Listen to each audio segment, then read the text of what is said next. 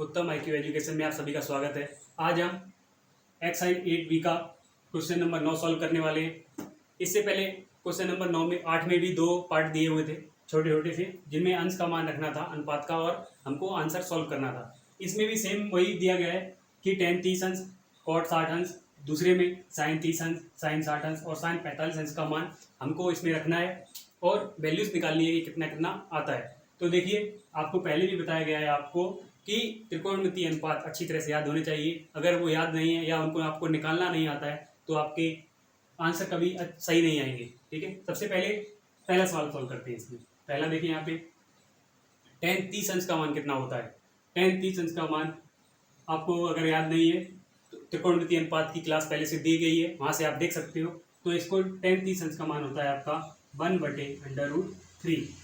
ठीक है, जो tan 30 अंश का मान होता है वही मान cot 60 अंश का होता है। आप त्रिकोणमितीय अनुपात कैसे निकालते हैं, अगर वो क्लास को देखोगे उस वीडियो को, तो आपको मालूम पड़ेगा कि ये बराबर क्यों होते हैं। ठीक है, तो देखिए यहाँ पे जो tan 30 अंश का मान होता है वही cot 60 अंश का मान होता है। हमने मान रख दिया।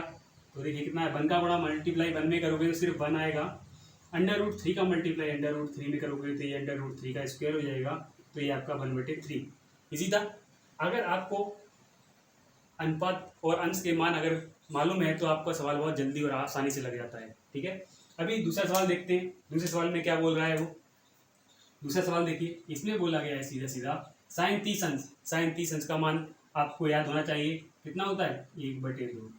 sin 60 अंश का मान, sin 60 अंश का मान होता है √3/2 मल्टीप्लाई sin 45 अंश का मान, sin 45 अंश का मान होता है 1/√2। ठीक है, इसको सॉल्व कीजिए। √3 का मल्टीप्लाई 1 में करोगे तो 1 का मल्टीप्लाई 1 में 1 ही आएगा। √3 का मल्टीप्लाई जब 1 में करोगे तो भी √ सिर्फ 3 बचेगा। ऊपर तो सिर्फ √3 आया, तो नीचे क्या आया वो देखिए पहले। 2 दूनी 4। अब 4 का मल्टीप्लाई √2 में करोगे तो 4 को अंदर भेजना पड़ेगा, वो 4 का स्क्वायर हो जाएगा 16। तो इसलिए अपने को क्या करना है, सिर्फ यहाँ पे इसका और इसका मल्टीप्लाई करना है। 2 दूनी 4 और बटे √2।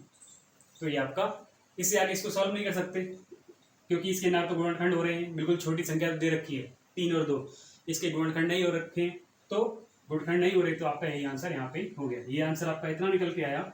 और जो ये पहला सवाल था इसका आंसर 1/3 आया। और दूसरे सवाल में जब हमने sin 30 अंश, sin 60 अंश और sin 45 अंश की वैल्यूज को पुट किया तो हमारा आंसर √3/4√2 निकल कर आया।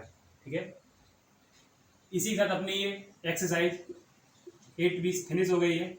इसके आगे अभी अगली एक्सरसाइज में भी क्लासेस बनाएंगे, इसलिए आगे आगे जैसे एक्सरसाइज बढ़ती रहेगी आपकी कैलकुलेशन और भी फास्ट होती जाएगी या कठिन होती चली जाएगी। आपको प्रैक्टिस करते रहना है। प्रैक्टिस करते रहोगे, मैथ को सिर्फ एक ही चीज़ चाहिए, प्रैक्टिस। जितनी अच्छी प्रैक्टिस होगी आपकी कैलकुलेशन उतनी फास्ट हो पाएगी और सटीक बैठेगी, आंसर आपका बिल्कुल ओके आएगा। ठीक है, अपनी नेक्स्ट क्लास में मिलते हैं अभी।